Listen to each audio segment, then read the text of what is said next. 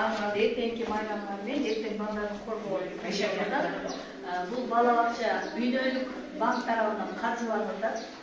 Бул жерде иштеген эжекеде 15 жыл стажировкада жүрөт.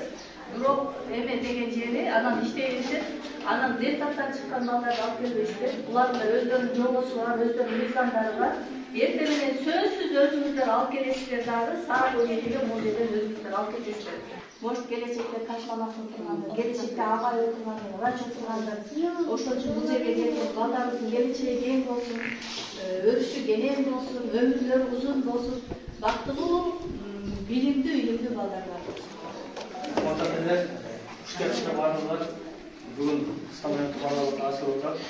Бул жердин негизги максаты айтып өтүп кеттик, кайталап коебуз. Балдарды үйгө бакча өчүктө турган балдар бар. Böyle өчүктө турган балдар болушу мүмкүн. Бакча бере албай, акча жактан кыйналган ата-энелер бар. Булардын биринчи очередде ошолор социалдык жактан аскамсыз болгон ата-энелердин балдарын, андан кийин бакча кирбей өчүктө турган балдардын баардыгын тартууда. Келген өкүлдөргө силерге келгениңизге рахмат. Силердин ишиңизде ийгилик денсаулык, дайыма эл кызматында рахмат.